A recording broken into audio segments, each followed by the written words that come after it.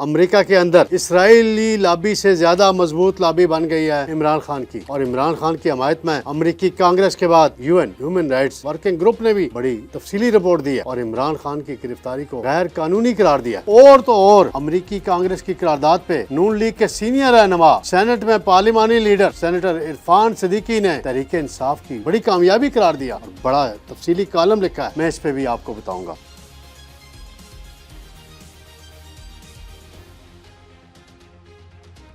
بسم اللہ الرحمن الرحیم، میں ہوں طارق سمیر، ڈیلی ممتاز ڈیجیٹل کے ساتھ۔ ناظرین، امریکہ کے اندر اسرائیلی لابی سے زیادہ مضبوط لابی بن گئی ہے عمران خان کی، اور عمران خان کی حمایت میں امریکی کانگریس کے بعد اب UN human rights working group نے بھی بڑی تفصیلی رپورٹ دی ہے اور عمران خان کی گرفتاری کو غیر قانونی قرار دیا ہے۔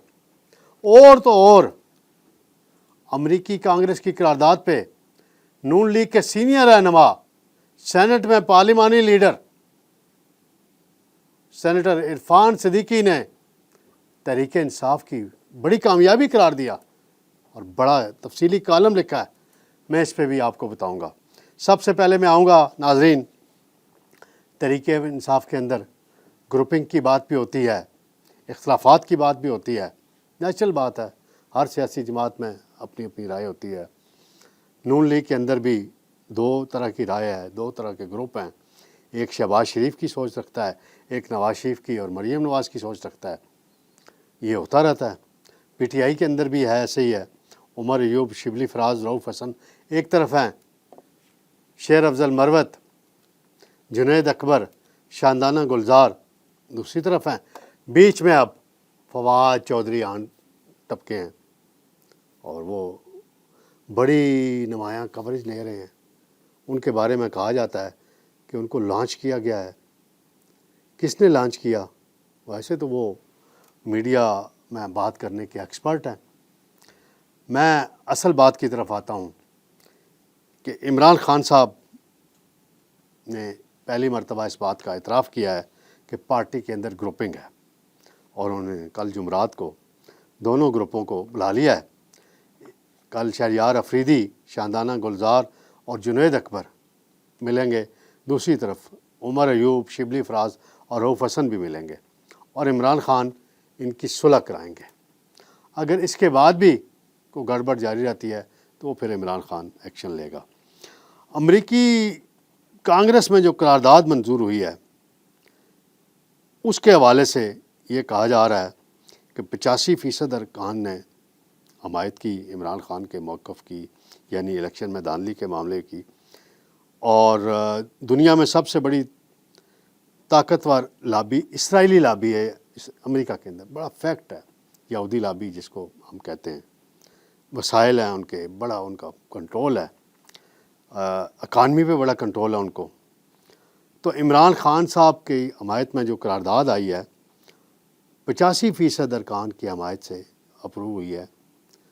الیکشن میں دھاندلی کے معاملے میں الیکشن کی تحقیقات کرائی جائیں، یہ مطالبہ کیا گیا ہے۔ تو عمران خان صاحب نے خود کل اڈیالہ جیل میں یہ بات کہی ہے۔ وہ کہتے ہیں کہ اسرائیل کی لابی بڑی مضبوط ہے، لیکن یہ بڑی خوشائند بات ہے کہ امریکہ کی تاریخ میں ایسی کوئی قرارداد کسی سیاسی جماعت یا لیڈر کے موقف کی حمایت میں نہیں آئی۔ پھر ان سے جب پوچھا گیا کہ ایک زمانے میں آپ یہ کہتے تھے کہ جی یہ اندرونی مداخلت ہے، سائفر، تو عمران خان نے کہا بالکل میں اپنی اس بات پہ قائم ہوں، لیکن امریکی کانگریس کی قرارداد اندرونی مداخلت نہیں ہے۔ حکومت اس کو اندرونی مداخلت قرار دیتی ہے، قومی اسمبلی میں اس کے خلاف قرارداد بھی پاس کی ہے۔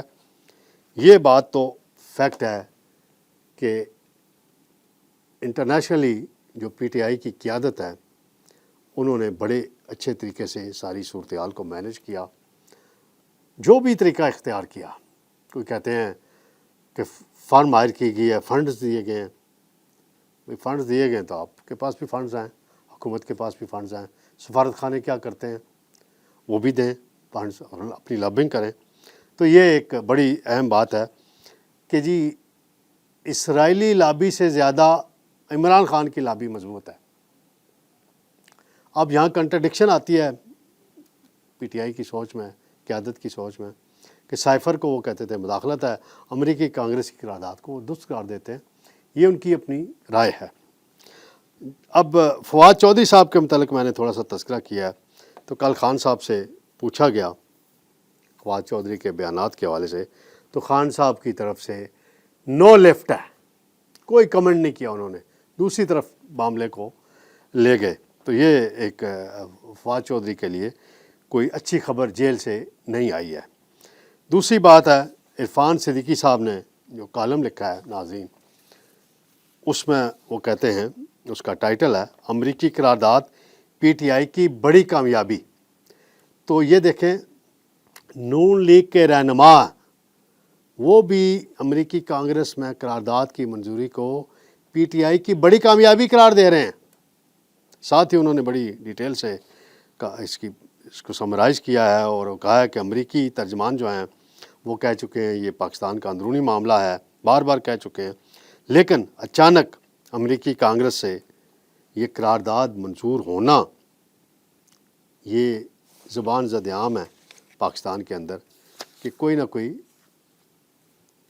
معاملہ ہے، کوئی پاکستان کے حوالے سے کچھ چیزیں وہاں چل رہی ہیں اور پاکستان دشمن سرگرمیاں کا حوالہ انہوں نے دیا. پھر انہوں نے لمبی چوڑی بات لکھی ہے 1980 سے لے کے، یعنی جب پاکستان کے اندر فوجی آمر آئے، ایوب خان ہو، یحییٰ خان ہو، ضیاء الحق ہو، پرویز مشرف ہو، امریکہ ان کے ساتھ کھڑا رہا.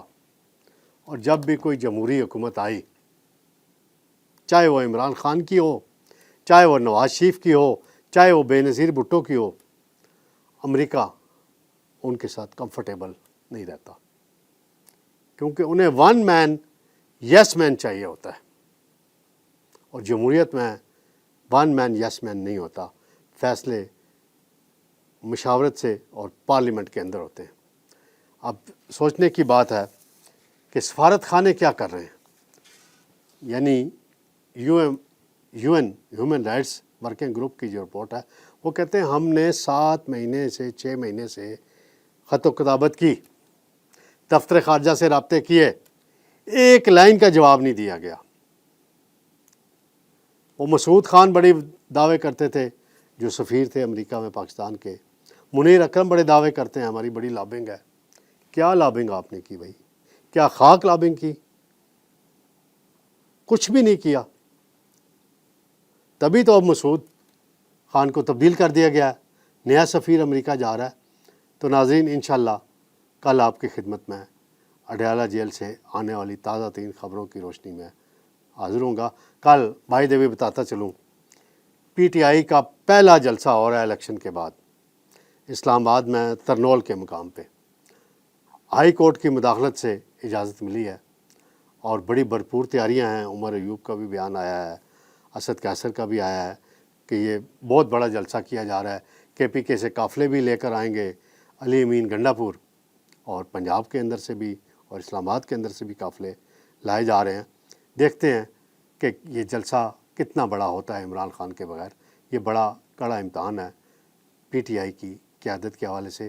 اور اگر یہ جلسہ بہت بڑا کامیاب ہو گیا ثابت تو فواد چودھری کو صحیح جواب مل جائے گا. ناظرین انشاءاللہ کل آپ کی خدمت میں دوبارہ حاضر ہوں گے. اللہ حافظ.